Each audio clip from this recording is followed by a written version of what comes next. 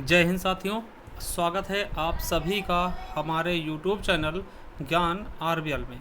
साथियों को पता है कि आपके जो वीडियो के एग्ज़ाम लगे हुए हैं, री एग्ज़ाम लगे हुए हैं, उसके लिए हम बूस्टर डोज सीरीज लेकर के आ रहे हैं। दोस्तों आपको पता है इसमें हम बहुत ही जल्दी रिवीजन करते हैं, बहुत ही फास्ट रिवीजन करते हैं, केवल आपको याद कराने की दृष्टि से। तो चलिए दोस्तों, आज देखेंगे हम उत्तर प्रदेश का इतिहास। ठीक है, ये जो इतिहास है वो कितना पुराना है इसके बारे में देखेंगे। उसके पहले आपको बताते जाइए हमारे प्लेलिस्ट में या डिस्क्रिप्शन, जैसे आप हमारे प्लेलिस्ट में जाएंगे दोस्तों, आपको बता दें कि देखिए यहाँ पे आपको जैसे प्लेलिस्ट में आते हैं, यहाँ पे देखिए आपको मिल जाएगा यूपी, देखिए UP triple S C video exam booster dose. तो ये आप प्लेलिस्ट देखेगा, इसमें हमने लगभग संपूर्ण हिंदी करा दी है। अब यूपी स्पेशल और भी जी के जो भी टॉपिक हमें इंपॉर्टेंट लग रहे हैं उसका हम फास्ट रिवीजन आप सभी के सामने लाकर रख रहे हैं। ठीक, इसके अलावा दोस्तों हमने हिंदी साहित्य पूरा पढ़ा दिया मात्र 9 वीडियो में, तो इससे आप देख लीजिएगा हिंदी साहित्य का लगभग संपूर्ण चीज़ें आपका कवर हो जाएगा एक ही वीडियो में। ठीक है, चलिए दोस्तों, और हिंदी हमने पढ़ाया है। चलिए शुरू कर, चलिए देखते हैं उत्तर प्रदेश का इतिहास। देखिए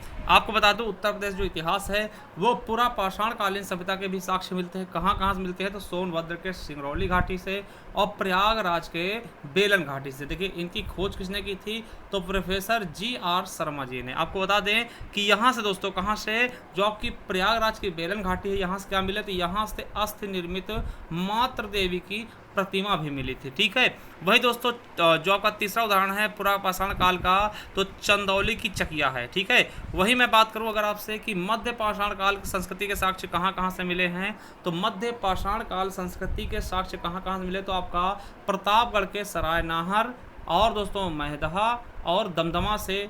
तो आपको बता दें यहाँ 3 जगह से दोस्तों प्रतापगढ़ से मिले हैं, और जो सराय नाहर है यहाँ से दोस्तों 15 शवाधान मिले हैं, जिनमें मृतक का शरीर पश्चिम की दिशा की तरफ दोस्तों और 8 गर्त चूल्हे भी मिले हैं। याद रखिएगा कि कहाँ से आपसे पूछ सकता है कि कहाँ से 15 शवाधान मिले दोस्तों, जिनमें मृतकों का सिर कहाँ किस दिशा में था, पश्चिम दिशा में था। तो कहाँ, सराय नाहर दोस्तों कहाँ पड़ता है, प्रतापगढ़ से। वहीं दोस्तों महदहा से दोस्तों क्या मिली, हड्डी व सींग के आभूषण मिले। वहीं प्रतापगढ़ के महदहा से दोस्तों हड्डी व सींग के आभूषण भी देखने को मिले। ठीक है, चलिए वहीं मैं बात करूं नवपाषाण कालीन सभ्यता की साक्ष्य की, तो ये मिर्जापुर, सोनभद्र और सराय नाहर यानी प्रतापगढ़ से प्राप्त हुए हैं। ठीक है, चलिए अब देखिए नवीनतम खोज के अनुसार दोस्तों आपको बता दें, जो नवीनतम खोज है, नवीनतम खोजों के अनुसार भारतीय उपमहाद्वीप में प्राचीनतम कृषि साक्ष्य दोस्तों कहाँ मिले हैं तो उत्तर प्रदेश के लहुरा देव। ठीक है, जो कि संत कबीर नगर में है। देखिए ये नवीनतम साक्ष्य दोस्तों। उसके पहले आपको बता दें,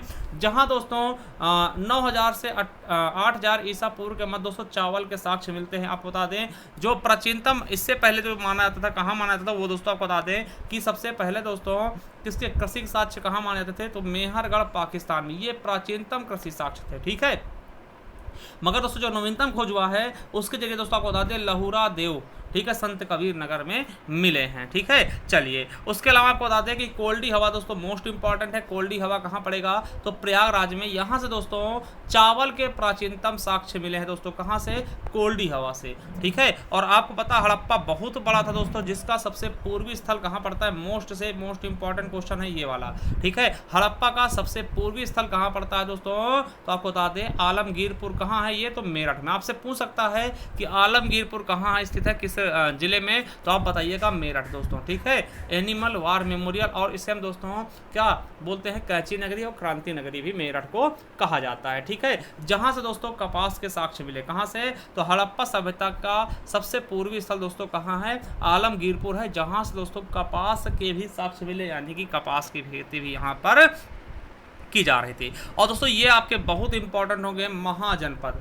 ठीक है, महाजनपद दोस्तों आपसे पूछा जाएगा कि महाजनपदों का उल्लेख कहाँ से हमको प्राप्त होता है तो आपको बता दें 2 ग्रंथ हैं जिन्हें आपको याद रखना। कौन कौन सा, पहला बौद्ध धर्म का दोस्तों अंगुत्तर निकाय, और जैन ग्रंथ दोस्तों भगवती सूत्र। यानी बौद्ध धर्म का एक ग्रंथ है अंगुत्तर निकाय जिसका नाम है, और जैन धर्म का एक ग्रंथ है भगवती सूत्र दोस्तों, जहां से 16 महाजनपदों का उल्लेख है दोस्तों। ये आपके लिए मोस्ट से भी मोस्ट इंपॉर्टेंट बन जाएंगे ये सभी के सभी। ठीक है, आपसे कई बार क्वेश्चन पूछा गया कि 16 महाजनपदों में से उत्तर प्रदेश में, वर्तमान उत्तर प्रदेश में कुल कितने महाजनपद थे दोस्तों। तो आपको बता दें कि जो 16 महाजनपद है उनमें से आधे महाजनपद यानी कि 8 महाजनपद दोस्तों वर्तमान उत्तर प्रदेश में स्थित है दोस्तों। इसका आप स्क्रीनशॉट भी ले सकते हैं। तो कौन कौन से थे मैं उनकी बात करूंगा और इनकी राजधानी बहुत इंपॉर्टेंट है साथियों, आपको ये याद रखना। पहला महाजनपद काशी, काशी की राजधानी क्या है? वाराणसी। दोस्तों आपको बता दें काशी सबसे प्राचीनतम शहर है, ठीक है। ये क्वेश्चन आपके लेखपाल में भी पूछा गया था एक बार कि सबसे प्राचीनतम शहर क्या है विश्व का, तो काशी है, ठीक है। चलिए, और काशी दोस्तों आपको पता है वर्तमान वाराणसी के पास पाया जाता है ना। कौशल दोस्तों, कौशलपुर राजा ना, आपने सुना होगा कि इसमें रामायण में कौशलपुर राजा ना। तो कौशल दोस्तों किसको बोलते हैं? तो वर्तमान जो फैजाबाद दोस्तों, ठीक है, अवध का क्षेत्र, ठीक है। इसकी राजधानी क्या थी? साकेत व श्रावस्ती, ठीक है। साकेत व श्रावस्ती दोस्तों कौशल की राजधानी थी। तो दूसरा महाजनपद कौन सा? कौशल, जो कि दोस्तों अवध के आसपास का क्षेत्र था। फिर दोस्तों तीसरा था वत्स। वत्स दोस्तों कहाँ पड़ता था? वत्स की राजधानी क्या थी? कौशाम्बी। और ये दोस्तों इलाहाबाद यानी प्रयागराज के आसपास को वत्स बोलते थे, ठीक है। सूरसेन दोस्तों, ये आपके यूपी पुलिस में कौशल और सूरसेन की राजधानी पूछी जा चुकी है। तो यूपी पुलिस में सूरसेन पूछा गया था। तो चौथा दोस्तों कौन सा है आपका? सूरसेन, जिसकी राजधानी क्या है? मथुरा दोस्तों, और ये मथुरा के आसपास का क्षेत्र है, ठीक है, याद रखेंगे। पांचवा है मल्ल दोस्तों। मल्ल की राजधानी क्या थी? कुशीनगर दोस्तों, कुशीनारा जिसको बोलते थे पहले, है ना। कुशीनगर आप जानते हो कि यहीं पर गौतम बुद्ध की मृत्यु भी हुई थी, ठीक है। देवरिया कुशीनगर का वर्तमान क्षेत्र, ठीक है। छठा था दोस्तों चेदी। चेद दोस्तों जिसकी राजधानी क्या थी? सुक्तिमती दोस्तों, जो कि बांदा के आसपास था और ये बुंदेलखंड क्षेत्र में पड़ता था, चेदी, ठीक है। उसके बाद आपका पांचाल हो जाएगा। तो सातवां दोस्तों महाजनपद कौन सा था? पांचाल था, जिसकी राजधानी अहिछत्र व कामपिल्ल। कामपिल्ल आपको पता है फर्रुखाबाद के आसपास पड़ता है। तो बरेली, बदायूं, फर्रुखाबाद ये आसपास दोस्तों पांचाल पड़ता था, ठीक है। उसके अलावा दोस्तों आठवां जो था, आठवां कुरु, और कुरु की राजधानी क्या थी? इंद्रप्रस्थ, जो कि दिल्ली का पुराना नाम है, ठीक है। ये मेरठ, दिल्ली, थानेश्वर दोस्तों, थानेश्वर वही है जिसको हर्षवर्धन ने अपनी राजधानी बनाया था ना। तो ये हो गए 8। एक बार आपको दोबारा गिना दें। देखिए, पहला है काशी जिसकी राजधानी वाराणसी। दूसरा दोस्तों महाजनपद है कौशल जिसकी राजधानी श्रावस्ती या साकेत। तीसरा वत्स, राजधानी कौशाम्बी। चौथा सूरसेन और राजधानी मथुरा। पांचवा मल्ल, राजधानी कुशीनगर। छठा चेदी, राजधानी सुक्तिमती। पांचवा दोस्तों सतवां पांचाल और राजधानी अहिछत्र और कामपिल। और आठवां दोस्तों कुर और राजधानी क्या है? इंद्रप्रस्थ है, ठीक है। चलिए, तो ये आपने 16 महाजनपद देख लिए। अब आपको पता है कि जैन व बौद्ध धर्म भी दोस्तों यहीं से उपजे हैं, तो इनके बारे में बात करेंगे। आपको बता दें कि 6ठी शताब्दी ईसा पूर्व में 2 नए धर्मों जैन व बौद्ध धर्म का उदय हुआ, जिनका दोस्तों उत्तर प्रदेश में व्यापक प्रभाव पड़ा। आपको बता दें कि जो बौद्ध धर्म के संस्थापक हैं गौतम बुद्ध के पिता दोस्तों कपिलवस्तु यानी सिद्धार्थ नगर के राजा थे। याद रखिएगा, जो गौतम बुद्ध जी के पिता थे, ठीक है, वो दोस्तों कहाँ के थे? तो कपिलवस्तु दोस्तों कहाँ पड़ता? सिद्धार्थ नगर के राजा थे। और इनकी माता दोस्तों रामग्राम यानी गोरखपुर की थी, ठीक है। जो सिद्धार्थ की माता थी यानी कि गौतम बुद्ध के पिताजी कहाँ थे? सिद्धार्थ नगर के, और इनकी माता रामग्राम यानी गोरखपुर की थी, ठीक है। और इन्होंने पहला उपदेश भी दोस्तों, गौतम बुद्ध ने पहला उपदेश अपना सारनाथ में दिया, जो कि आपको पता है वाराणसी में पड़ता है। और इस घटना को हम धर्म चक्र प्रवर्तन के नाम से जानते हैं। बहुत इंपॉर्टेंट है, याद रखेंगे, ठीक है। और सर्वाधिक उपदेश दोस्तों आपको पता है श्रावस्ती में दिया इन्होंने। श्रावस्ती वही श्रावस्ती दोस्तों जहाँ पे आपको पता है, इसको याद रखेंगे कि सबसे कम साक्षर वाला जिला है श्रावस्ती, ठीक है। और मृत्यु उनकी कुशीनगर में हुई, जिस घटना को हम किसी महापरिनिर्वाण के नाम से जानते हैं, ठीक है। और यहाँ पे दोस्तों तीसरा अंतर्राष्ट्रीय हवाई अड्डा बनाया गया था। वर्तमान दोस्तों 5 होने वाले हवाई अड्डे हैं, ठीक, जिनमें से तीसरा दोस्तों महापरिनिर्वाण कहाँ हुआ? कुशीनगर। और पहला ट्रांसजेंडर विश्वविद्यालय कुशीनगर में ही खोला गया, ठीक है, पहला ट्रांसजेंडर विश्वविद्यालय। चलिए, तो ये चीज़ याद रखेंगे, ठीक है। और दोस्तों सारनाथ का जो स्तंभ लेख है अशोक द्वारा बनाया गया था, यहाँ से दोस्तों राजकीय चिन्ह भी लिया गया है। तो ये दोस्तों आपके उत्तर प्रदेश से संबंधित बौद्ध धर्म की चीज़ें थी, ठीक है, जिनको आपको याद कर लेना। वही बात कर ले जैन धर्म के तीर्थंकर की दोस्तों, तो इनकी लगभग 5 से 6 जो दोस्तों आपके तीर्थंकर हैं जैन धर्म के 5 तीर्थंकर, उनका जन्म दोस्तों अयोध्या में हुआ है। जैसे दोस्तों ऋषभदेव हो गए, ठीक है, अजितनाथ हो गए, अभिनंदननाथ हो गए दोस्तों, सुमतिनाथ हो गए और दोस्तों अनंतनाथ, ठीक है। तो ये दोस्तों 5 लोगों का जन्मस्थल क्या है? आपका अयोध्या है, ठीक है। और दोस्तों संभवनाथ का दोस्तों क्या है जन्मस्थल? तो श्रावस्ती है। पदम प्रभु का जन्मस्थल क्या है? कौशाम्बी है। और दोस्तों पार्श्वनाथ का दोस्तों जन्मस्थल क्या है? वाराणसी है। और विमलनाथ का दोस्तों क्या है? कामपिल्ल है। तो आप देख सकते हैं इतने सारे दोस्तों जैन धर्म के 24 तीर्थंकरों में से इतने सारे तीर्थंकर दोस्तों आपके कहाँ जन्मे हैं? तो आपके उत्तर प्रदेश में, ठीक। ठीक है, तो इसको याद रखेंगे। और दोस्तों अगर हम बात करते हैं सनातन धर्म की, तो मर्यादा पुरुषोत्तम श्री राम जी, इनका जन्म दोस्तों अयोध्या में हुआ है, और श्री कृष्ण जी दोस्तों इनका जन्म मथुरा में हुआ है, तो ये भी दोस्तों यहीं पे जन्म है। उसके अलावा द्रोणाचार्य और द्रौपदी का जन्मस्थल भी दोस्तों कहाँ है, फर्रुखाबाद है। द्रोणाचार्य और द्रौपदी, राजा द्रुपद दोस्तों ये सब कहाँ के थे, फर्रुखाबाद के थे दोस्तों, याद रखेंगे। और फर्रुखाबाद में दोस्तों जहाँ बात चली फर्रुखाबाद की, तो वहाँ महादेवी वर्मा जी को भी याद रखेंगे, क्योंकि महादेवी वर्मा कई बार क्वेश्चन पूछा गया, इनका जन्म स्थान पूछा गया। ठीक है, चलिए अब दोस्तों एक चीज़ और बता दें कि मौर्य वंश में दोस्तों अशोक के अभिलेख जो उत्तर प्रदेश में स्थित है, पहला था अहरोरा जो मिर्जापुर में, दूसरा दोस्तों टोपरा जो कि कहाँ, सहारनपुर में। ठीक है, अहरोरा और टोपरा दोस्तों दो क्या थे दोस्तों, ये मौर्य वंश के जो आपके स्तंभ थे दोस्तों, ये आपके उत्तर प्रदेश में थे। इसके अलावा आपको बता दें मेरठ का लौह स्तंभ लेख था, कौशाम्बी का स्तंभ लेख था, और सारनाथ, तो ये 5 स्तंभ लेख दोस्तों कहाँ थे, आपके यूपी में स्थित थे। ठीक है, चलिए अब बात आती है दोस्तों शुंग वंश की। तो दोस्तों शुंग वंश में एक दोस्तों इस समय का दोस्तों एक अभिलेख है अयोध्या अभिलेख, आपको याद रखना कि अयोध्या अभिलेख, ठीक है, जो कि आपके अयोध्या में है। यह ब्राह्मण धर्मानुयायी था और पतंजलि की अध्यक्षता में 2 अश्वमेध यज्ञ भी करवाए। ये किससे में पता चलता है शुंग वंश के बारे में, अयोध्या अभिलेख से, कि ये जो ब्राह्मण वंश थे, ठीक है, और पतंजलि की अध्यक्षता में यहाँ 2 अश्वमेध यज्ञ भी करवाए गए। और आपको बता दें इस काल में उत्तर प्रदेश में संस्कृत भाषा, स्थापत्य कला व ब्राह्मण धर्म का पुनरुत्थान हुआ था। किस काल में, शुंग वंश में। ठीक है, चलिए अब बात आती है गुप्तकालीन दोस्तों। गुप्तकालीन के कुछ स्थापत्य कला दोस्तों याद रखिएगा, बहुत इंपॉर्टेंट है। पहला है भीतरगांव मंदिर दोस्तों, कहाँ है, कानपुर में। आपसे पूछेगा टेराकोटा ईंटों का बना, किसका बना है ये, टेराकोटा ईंटों का बना दोस्तों। टेराकोटा के लिए कहाँ फेमस दोस्तों, कौन सा, तो गोरखपुर दोस्तों, इसको जीआई टैग दिया गया ना। तो टेराकोटा ईंटों के लिए फेमस कौन सा, भीतरगांव मंदिर। ठीक है, चलिए और दूसरा दोस्तों देवगढ़ का दशावतार मंदिर ललितपुर में है, कहीं कहीं झांसी मिलता है दोस्तों, तो ललितपुर में याद रखेंगे। ठीक है, कौन सा, देवगढ़ का दशावतार मंदिर। आपसे क्वेश्चन पूछेगा कि देवगढ़ का दशावतार मंदिर कहाँ स्थित है, तो आप बताइएगा ललितपुर में। भीतरी मंदिर दोस्तों गाजीपुर में। तो 3 मंदिर दोस्तों गुप्तकालीन मंदिर है, जो कि कहाँ पे हैं, आपके यूपी में। चलिए और आपको बता दें कि हर्षवर्धन दोस्तों थानेश्वर की जगह किसको राजधानी बनाई थी, अपनी कन्नौज को। तो आपसे पूछ सकता है हर्षवर्धन की दूसरी राजधानी क्या थी, कन्नौज थी। ठीक है, इन्होंने हर्षवर्धन ने थानेश्वर की जगह कन्नौज को अपनी राजधानी बनाई। और दोस्तों कन्नौज को क्या बोलते थे, नगर महोदय श्री, क्या बोलते थे, नगर महोदय श्री के नाम से कन्नौज डिस्ट्रिक्ट को जाना था। तो याद रखिएगा क्वेश्चन पूछा गया है कि नगर महोदय श्री से किस राज्य को जानते, किस जिले को जानते हैं दोस्तों, कन्नौज को। ठीक है, चलिए ये देखिए आपका क्वेश्चन यूपी PSC 2021 में पूछा गया।